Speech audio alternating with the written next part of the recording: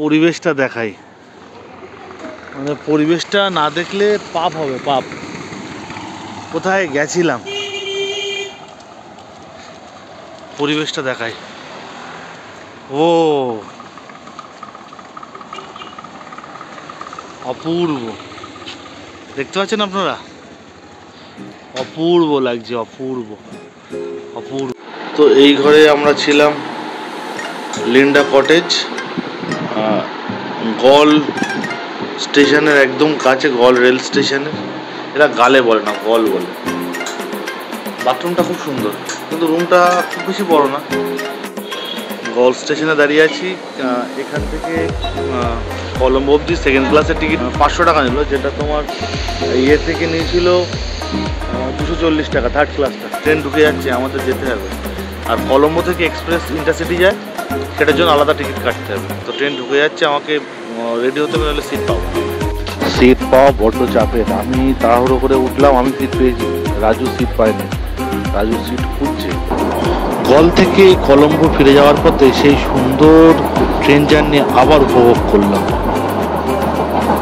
Train থেকে এই সুন্দর মনোরম দৃশ্য উপভোগ করতে করতে আর একটা ভালো খবর পেলাম যে রাজুকেও একজন সহৃদয় ব্যক্তি জানলার পাশে সিট দিয়েছে, জেনে ভালো লাগলো। আমরা দুইজন চললাম কলম্বোর পথে, দেখা যাক কখন পৌঁছাই। সাধুস্থান হোটেল আপনারা এখানে এসে খেতে পারেন, একদম কলম্বো ফোর্টের স্টেশনের পুরো পাশেই। খাওয়া দাওয়া খেলাম, ভালো লাগলো, ভালো খেতে, অবশ্যই আসতে পারেন। আগের দিনের দোকানে আসলাম, চিকেন রাইস নিলাম 350 টাকা, সরি ভেজ রাইস নিলাম 350 টাকা। একটা জিনিস যেটা দেখলাম এখানে, যে খাবারের থালায় সবাই একটা হালকা পেপার টাইপের জিনিস দেয়, যাতে কারো একটু কারো না লাগে। আর মাছ মূলত সার্ডিন টাইপের যে মাছগুলো, ওই মাছগুলোই হয়, অন্য মাছ আমি খুব বেশি দেখলাম না। ভালো, আজকে সকালে গেলাম, 350 টাকা নিল মাছ ভাত, ভালো। আর কিছুটা ফ্রুটস নিলাম, ওটা প্রায় 1000 টাকা নিল, ভালো। শ্রীলঙ্কান ট্রেন কেমন দেখতে পারেন। বাথরুমের ফেসিলিটি মনে হচ্ছে সেকেন্ড ক্লাস আর ফার্স্ট ক্লাসে আছে, থার্ড ক্লাসে নেই। আমরা ফার্স্ট ক্লাস নিয়েছি, ফার্স্ট ক্লাসটা এসি, সেকেন্ড ক্লাসটা নন এসি। যাচ্ছি দেখি। ট্রেনটা 1 ঘন্টা লেট, সবাই ওয়েট করছে কখন ট্রেন আসবে। এবার যে টিকিটটা নিয়েছি সেটা মোটামুটি রিজার্ভেশন, মানে সিট কনফার্ম এক্সপ্রেসে। আদারওয়াইজ যেটা গল থেকে আসলাম তাতে কোনো সিট কনফার্মের ব্যাপার নেই, যে আগে যাবে তার। ফার্স্ট টাইম শ্রীলঙ্কার এসি কোচে উঠলাম, যাচ্ছি ক্যান্ডি এক্সপ্রেস ট্রেন। এটা 2 ঘন্টা 2.5 ঘন্টা টাইম লাগবে। এখানটায় ভিউগুলো দেওয়া আছে, কেমন কি দেখতে লাগবে সব। আর টোটাল টাইম লাগবে বলো 2 ঘন্টা সামথিং। ক্যান্ডি যাওয়ার সময় জানলা দিয়ে নাকি সুন্দর ভিউ আছে, চা বাগান পড়বে, অপূর্ব লাগবে। এবং যখন আমি গল থেকে আসছিলাম, একটা কথা বলতেই হবে, এরা না খুব পরিষ্কার পরিচ্ছন্ন। ইভেন যে ছোট ছোট পুকুরগুলো আছে বা পার্কগুলো আছে, এগুলো এতটা পরিষ্কার পরিচ্ছন্ন। ভারতীয়দের কিন্তু অনেক কিছু শেখার আছে এটা থেকে। ট্রেনের জানলা থেকে পুরো লোটাস টেম্পলটা দেখা, এই সরি লোটাস টাওয়ারটা দেখা যাচ্ছে। এটা ওদের আইটি হাব বলে, মানে ওই যে বিভিন্ন ব্রডকাস্টিং যে হয় এগুলো না, আইটি হাব বলাটা ভুল, ব্রডকাস্টিং সেন্টারটা। একটা মজার ব্যাপার হলো, সেটা হলো যে আমাদের কোচের যে একজন এসে বললো যে আপনারা কোচটা চেঞ্জ করুন, চেঞ্জ করে আপনারা পাশের কোচে চলে আসুন। মানে আমরা D3-তে ছিলাম, আমাদের D3 23-24 ছিল, তো আমাদের বললো চেঞ্জ করে পাশেরটাতে চলে আসুন, মানে আমরা সিটে আছি এখন। বললাম we need window seat, we need a window seat. Actually আমাদের একটা উইন্ডো সিট ছিল আর একটা ছিল না, আমাদের দুটোই উইন্ডো সিট লাগবে। আমরা কেন যাবো? আলে যাবো কেন, বলে কি না তাহলে এই কোচটার এসি বন্ধ করে দেবো, কিছু ডিজেল বাঁচবে, ফিনান্সিয়াল লাভ হবে। আলাম ঠিক আছে ভাই, হোয়াই নট। প্রচণ্ড বৃষ্টির মধ্যে যা হোক করে ক্যান্ডি পৌঁছালাম, এবং ক্যান্ডি পৌঁছিয়েই আমাদের লজ 611-এ পৌঁছালাম। Sir, what is the name of this food? Elevalu roti. Elevalu roti. And this one mean vegetable. This coconut roti. একটা নতুন জিনিস খাচ্ছি শ্রীলঙ্কায়, ভেজ রুটি টাইপের। আর নাম বললেও বুঝতে পারি না, খেয়ে দেখি কেমন লাগে।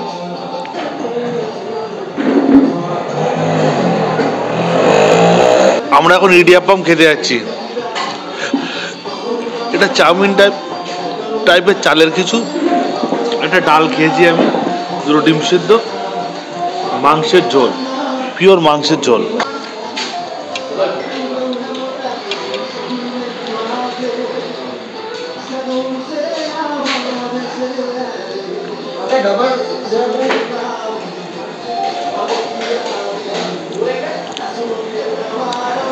আগের সিঙ্গারা মতোটাই বেটার ছিল, ওটা কটা ভালো লাগছে না। বিল এসছে 600 টাকা, এক একটা ডিম নিচে 100 টাকা করে, এক একটা ডিম 100 টাকা। শ্রীলঙ্কা। ইনি খুব ভালো একজন দোকানদার। এটা হচ্ছে ক্যান্ডি লেকের পাশেই। What is the location brother? বুয়ারকেটে। ও বুয়ালিকেটা, সরি বুয়ালিকেটা। বুয়ালিকেটাতে আছে, যদি কেউ আসেন অবশ্যই দেখতে পারেন। What is the shop name? Kuma hotel. Kuma hotel. Nice nice man, খুব ভালো মানুষ এবং খুব রিজনেবল প্রাইস। অবশ্যই পারলে একবার দেখবেন, আসবেন। Thank you. চা খাচ্ছি, শ্রীলঙ্কান চা, মিষ্টি বেশি একটু। আমরা আছি লজ ইন 611 রুমে। নামটা ঠিক নাম, রুম দেখাচ্ছি ঘরে গিয়ে। তো এই হলো আমাদের রুম, লজ 611। একটা রুম ফাঁকা ছিল, কারণ তাতে এই দেখতে পাচ্ছেন টিকটিকির পটি পড়ে আছে, এই একটা নেগেটিভ পয়েন্ট। আদারওয়াইজ একটাই চার্জিং সকেট, এটা হচ্ছে মেন প্রবলেম। তো আমরা এখন যাচ্ছি ইয়াংগালাতে। ইয়াংগালাতে যাচ্ছি। একটা কথা বলে রাখি, এখান থেকে লজ 611 থেকে যেতে হবে আমাদের মার্কেট প্লেসে, সেখান থেকে বাস নিয়ে যাব ইয়াংগালাতে। তো অ্যাট ফার্স্ট আমাদের সামনে একটা দোকান আছে, সেই দোকানে গিয়ে ব্রেকফাস্ট করবো। হোটেলের বাইরেটা দেখাই, উঁচু একটা টেম্পল, খুব সুন্দর সুন্দর ফুল ফুটে উঠেছে এখানটায়, কি ফুল জানি না।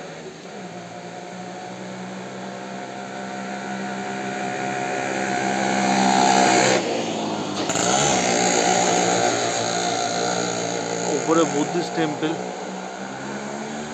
দেখতেই পাচ্ছেন, আর আমরা এই রাস্তা দিয়ে নেমে যাব। খারাপ না, কিন্তু যে বিশাল হাইফাই সেটা আমি বলবো না এই বাজেটে। সামনে দেখতে পাচ্ছেন মাউন্টেন, মানে এই যে এই হচ্ছে ওদের মাউন্টেন। কালকে দেখলাম এদিকে পুরো মেঘে ভর্তি জায়গাগুলো। সকালে ব্রেকফাস্ট সেরে আমরা রুমের সামনে থেকেই বাসে উঠলাম ক্যান্ডি বাস স্টপে যাওয়ার জন্য। ক্যান্ডি বাস স্টপটা ক্যান্ডি স্টেশনের পাশে। বাসটা পুরো ক্যান্ডি লেককে ঘুরে ঘুরেই যাচ্ছিল। ক্যান্ডি লেকটা দেখলাম সবার কাছে একটা টুরিস্টিক স্পট, সবাই এখানে সকালে হাঁটতে আসে, টাইম কাটাতে আসে, যেন মনে হচ্ছে ক্যান্ডির কোনো বিখ্যাত পার্কের মতো।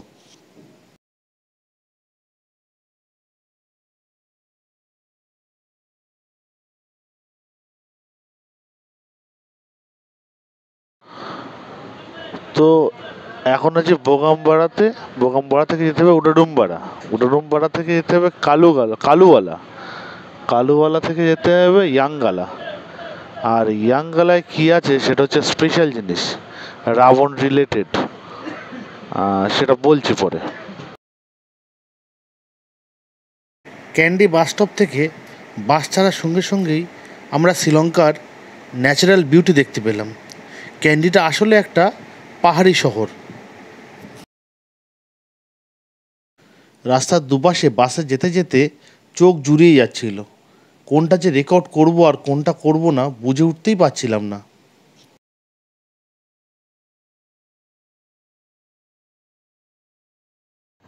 আমরা চলে আসলাম উডাডুমবাড়া বাস স্টপেজে।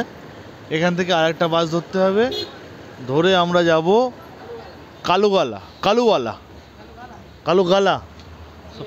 কালুগালাতে যাব। তারপর আমরা ওখান থেকে হাঁটতে হবে। কালুগালা বাস স্ট্যান্ড খুঁজে পেয়েছি, 10 কিলোমিটার। খুব খিদে পাচ্ছিল, ভাবলাম লাঞ্চটাও সেরে নেই। মিক্সড ফ্রাইড রাইস অর্ডার দিলাম, আর একটা চাটনি দিয়েছে, আর এই একটা অর্ডার দিলাম ওলে নাকি, খেয়ে দেখি ওলেটা কেমন লাগে। দেখছি কেমন লাগে।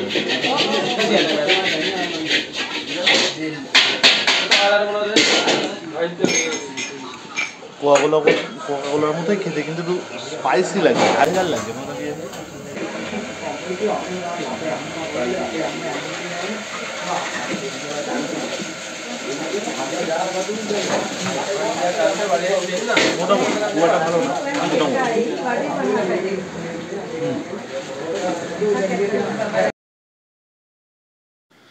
কালুগলা যাওয়ার পথে শ্রীলঙ্কার প্রাকৃতিক দৃশ্যের আর এক রূপ দেখলাম।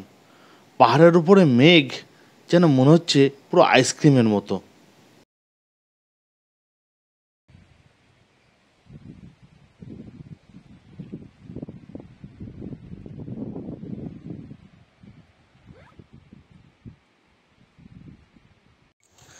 কাদুগলাতে নেমেছি, 2 কিলোমিটার হাঁটতে হবে।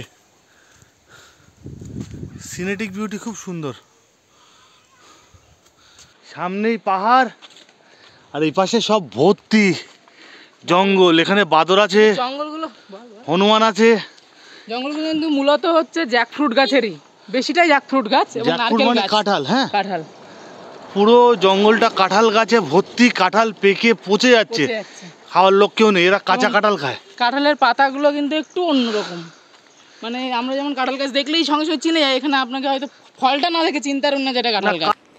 আমরা যাচ্ছি, সঙ্গে আমাদের দুজনকে সাহায্য করছে এবং আমরা একদম উপরে ইয়াঙ্গালা দেখতে পাচ্ছি, যেখানে রাবণের ডেড বডি রাখা ছিল, আপনারাও দেখতে পাচ্ছেন। উনি আমাদের 300 টাকায় উপরে নিয়ে যেতে সাহায্য করবেন বললেন অবশেষে। রাজি হলাম এই কারণেই, কারণ এখানে হাতির ভয় আছে। শুধু হাতির ভয় আমরা খুঁজে পাবো না, এখানে জিপিএস কাজ করবে না। আমরা ইয়াঙ্গালার দিকে উঠছি। দ্বীপ এতটাই ভাগ্যবান, যেখানেই যাই সেখানেই কাউকে না কাউকে সে পেয়ে যায়। এখানেও আমরা একজনকে পেয়েছি যিনি আমাদের পথ দেখাচ্ছেন। একটু কষ্ট হচ্ছে, প্রায় 800 মিটার উঁচুতে আছি। যাই হোক, সমতলের লোক আমরা, ওই জন্য একটু কষ্ট হচ্ছে। কাকাকে ঠিক করলাম, 200 টাকা বলছিলাম, কাকা বললো 300 টাকা নেবে। বললাম তাই চলো, মানে এই রাস্তায় হাতি আছে, তুলে আছাড় মারলে বাঁচবো না, আর চিনবও না, জিপিএস কাজ করে না। মানুষগুলো যদি আমাদের জন্য একটু উপকার হয়, হ্যাঁ যা উপকার হয় ভালো লাগে, সেটাও ভালো লাগবে। এসেছিলাম সোয়েটার পরে, ভাবছিলাম হিল এরিয়া, যা গরম, সোয়েটার খুলে দিয়েছি। ওখানকার ড্রাইভাররা বলছিল ডেটল কিনতে, ঘাসের শীষের মতো জিনিস আছে, লাগলে চুলকাবে, নেইনি তো আপরাইট করছি, কথা বলতে কষ্ট হচ্ছে। পুরো ঘেমে গেছে, দ্বীপ ওই জন্য গেঞ্জি খুলে ফেলেছে। আর আমার যে গায়ের জামার কালা দেখলে বুঝতে পারছেন যে পুরোপুরি ভিজে গেছে জামা। ওকে, ওপরে গিয়ে তারপরে বাকিটা করবো।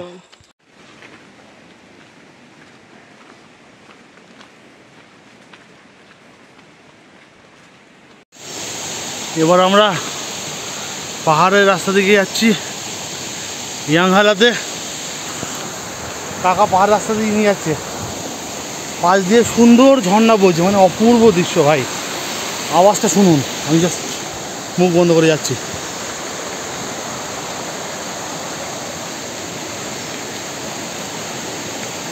আমরা আর কাকা যাচ্ছি, যোগ ভর্তি, পুরো পুরো রাস্তায় যোগ ভর্তি, তাও হেঁটে যাচ্ছি, উঠতে আমাদের হবেই। 958 মিটার উচ্চতায় দুজনে, আমরা 3 জনে আছি। আমরা ফুললি এক্সস্টেড। দ্বীপ আর যেতে চাইছে না, কিন্তু আমি এক্সস্টেড। চেষ্টা করছি এটা আর কিছু যাওয়া যায়।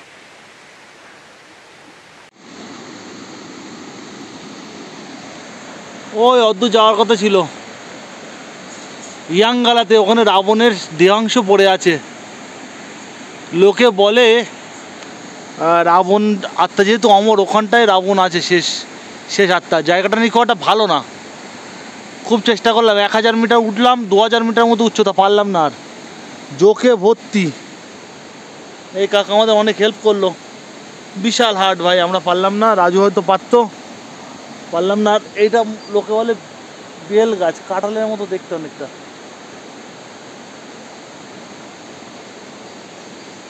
এই বাড়িটা হচ্ছে ল্যান্ডমার্ক, এখানে এসে হাত মুখ ধুয়ে বসলাম। জোকে ভর্তি, কটা যে জোক কামড়িয়েছে গুনতে, মানে আমার হোল লাইফে অত জোক কামড়ায়নি। এটা কি জোক না কি রে ভাই, না মাছি বাঁচোয়া। ভীষণ জোক, মানে জোক, এত জোক আপনার আইডিয়ার বাইরে। আর রাজু হয়তো পারতো, আমি যদি খেলাধুলো করি না, আমি দেখলাম আমি আর পারবো না, কারণ উপরে গিয়ে দমের কষ্ট হলেও সমস্যা, নামতে পারবো না। আমি বললাম ছেড়ে দে ভাই, আমি হাঁটতে পারছি না, কষ্ট হচ্ছে আমার, আমি আর রিস্ক নিলাম না। এটা ঝর্ণা থেকে এসে আসা জল, এটা ওনারা কালেক্ট করে রাখছেন খাওয়ার জন্য। অসাধারণ ভিউ। আমরা পুরোটা যেতে পারিনি আজকে, কাকা আমাদেরকে অনেক সাহায্য করেছেন, তো আমরা যেতে পেরেছি ওই জন্য অনেকটাই। আর এই যে এটা কাঁঠালের মতন কি গাছ আমি জানি না, মনে হচ্ছে কাঁঠালি। আর এখানে একমাত্র এই বাড়িটাই আছে, এই বাড়িটা হচ্ছে ইন্ডিকেটর, যেটা দিয়ে মোটামুটি এখান থেকে এবার আপনাকে কাউকে না কাউকে হেল্প না নিয়ে আপনি যেতে পারবেন না। এই ঝর্ণা থেকে আসা জলই কিন্তু ওনারা খাচ্ছেন এবং চাষেরও সঙ্গে ব্যবহার হচ্ছে। যেখানে মেঘাচ্ছন্ন পাহাড় দেখা যাচ্ছে, ওটাই হচ্ছে সেই ইয়াঙ্গালা, যেখানে আমরা যেতে পারিনি। হয়তো ওটা 1500 বা 2000 মতো মিটার তো উঁচু হবে, আমরা 1050 মিটার পর্যন্ত যেতে পেরেছি, তারপরে আর যাইনি। অ্যাকচুয়ালি এই ইয়াঙ্গালাতেই রাবণের শেষ দেহটা, মানে মৃত্যুর পরে যে দেহটা রাখা হয়, সেই দেহটা এখানে রাখা হয়েছিল এবং সমস্ত ভক্তরা এখানে এসে তাকে দেখতে এসেছিল।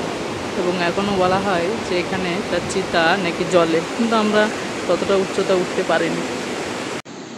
এটা হচ্ছে লোকাল বিড়ি, 100 টাকা দাম। তো আমরা বলি বিড়ি, আর এর নাম হচ্ছে থুরুটু।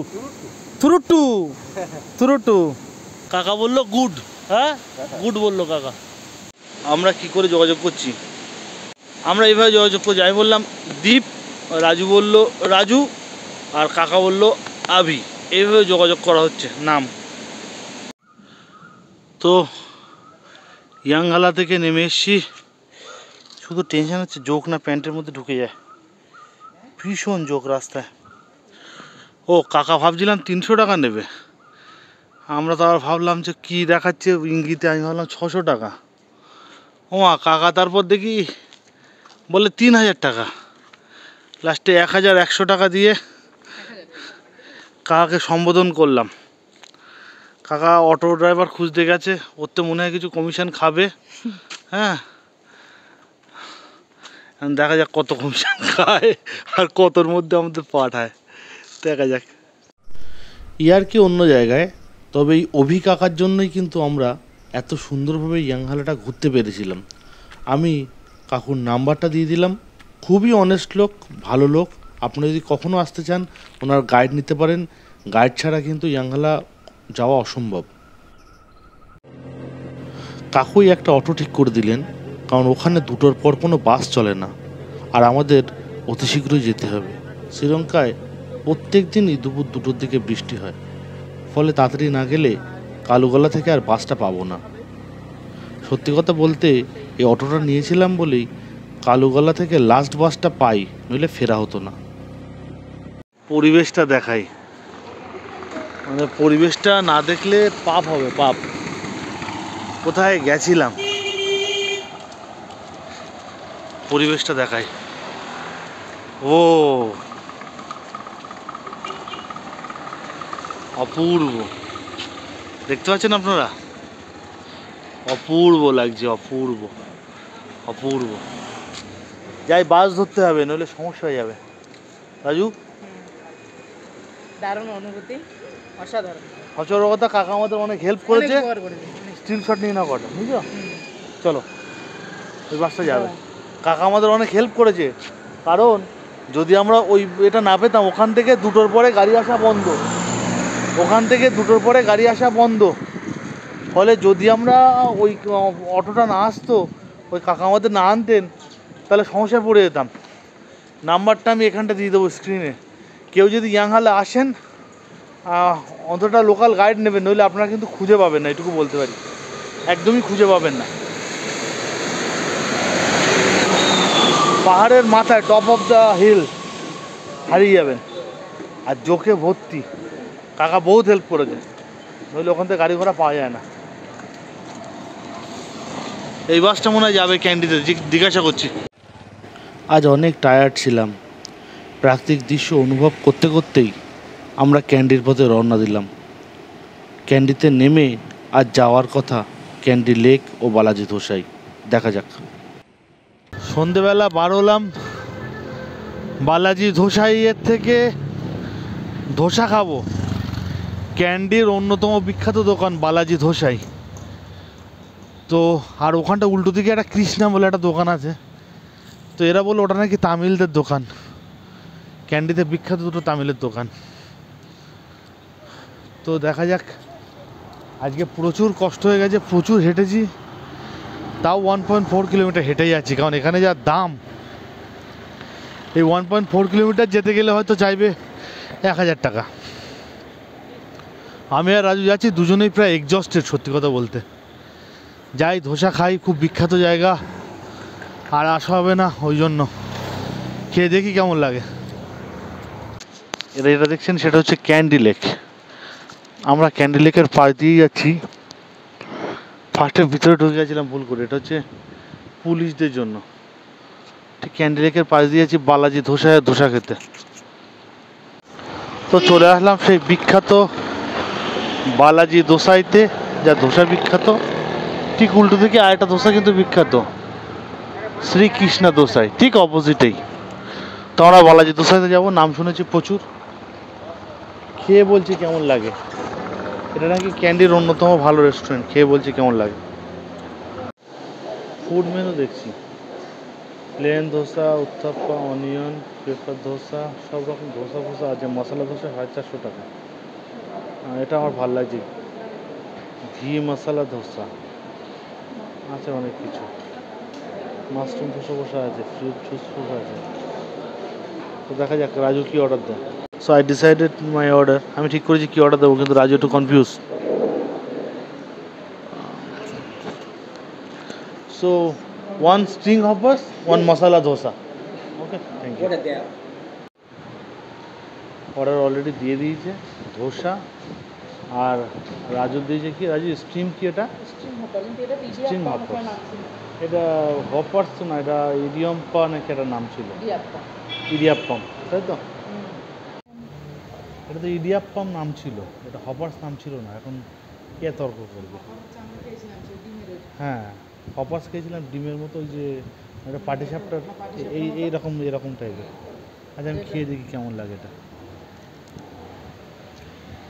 ভালো, কিন্তু এটা পুরো নেতিয়ে গেছে,